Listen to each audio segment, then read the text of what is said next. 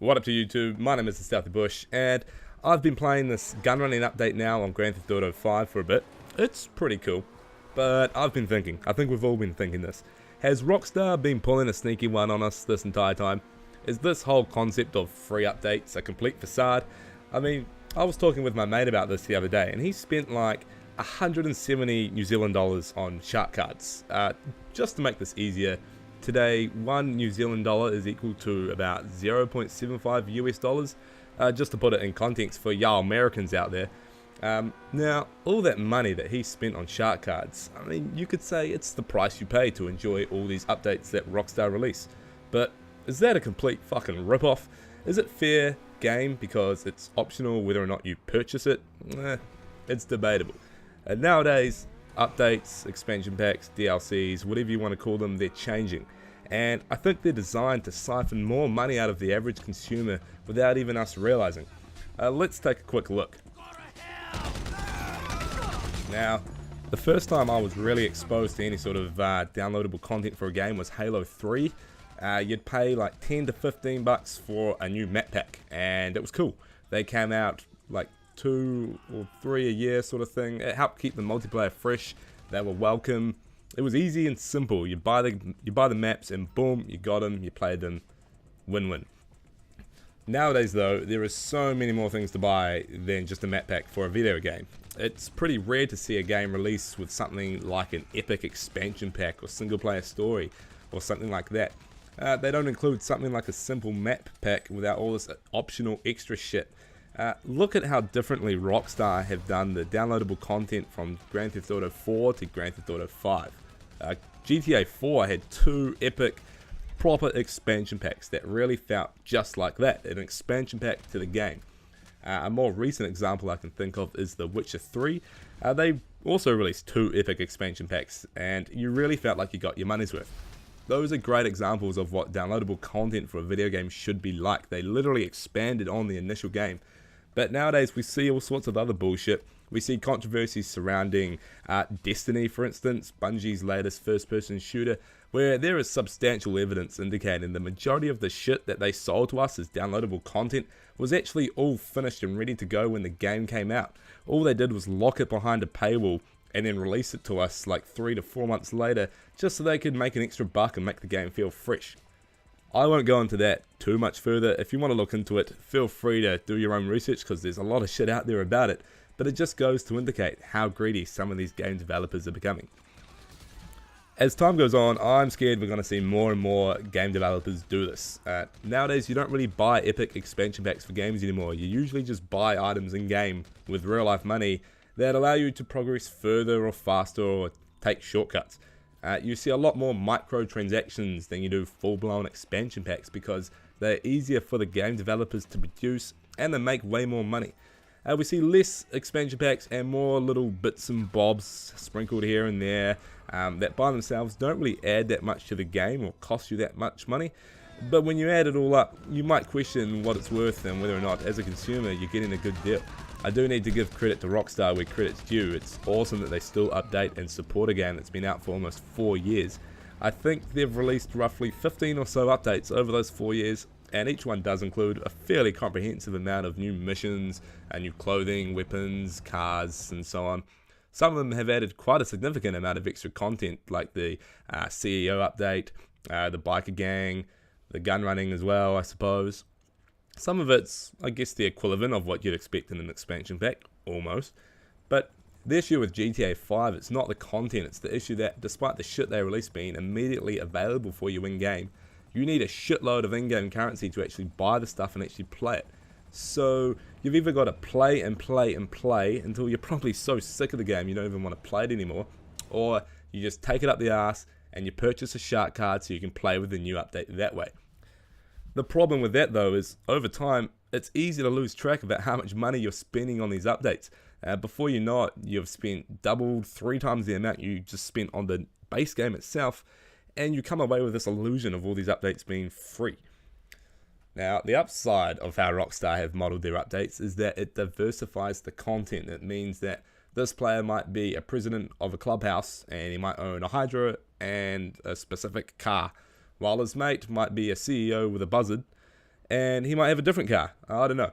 Rockstar released the shit for free, then you get to decide what it is in the updates you like, what things you want to ignore, and whether you're going to work your ass off in game for it, or just purchase it with real life money like you would any other downloadable content. When they make it hard to acquire, it makes it more special and interesting when you finally get it. I mean, if everyone had easy access to everything that they released in game, it'd make it pretty boring.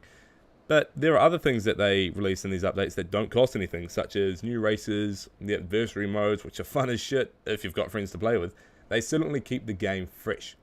And I know over the past 4 years, I've had periods where I stop playing the game and then I come back to it a few months later, and it's really fun. It's plain to see that Rockstar relies on people buying shark cards in order to sustain this business model. People who use real life money to buy in-game money essentially allow the updates to be released free of charge. And it's not really a bad thing, it's certainly working really good for Rockstar. And if you don't want to spend money, then you don't have to. But it's getting to the point where it's becoming somewhat invasive. Now, as you might be aware, Rockstar recently banned that modding tool Open4, whatever it's called. And that's pissed off a shitload of PC players, and it doesn't affect me directly as a console player, but I can totally understand why fans of mods will be pissed off, and to me, it's a bit of an alarm sign, to be honest. Rockstar never really gave a clear indication as to why they did it. They said it was to try crack down on cheaters, but this ban hammer they done smashed down on us has done fucked the game up for a lot of single player only players, and some honest online players. There's really one clear explanation for it. If people aren't able to play with mods, then they're more inclined to get involved in the Rockstar developed update. More money for Rockstar. And for a company that I thought was so well in touch with its fans, and for a company that has provided nothing but top quality video games for the last 10 or so years, and for a company I have so much respect for, it's pretty freaking alarming to see them pull off this kind of shit. You know, I thought this kind of stuff was reserved for the likes of EA or Activision, but no. Even some of the most liked and respected companies are capable of it. It's just the way the industry's headed. You either need to grind money making missions like doing crate runs for 6 hours, or you take the easy route and buy a shark card and get the money right away.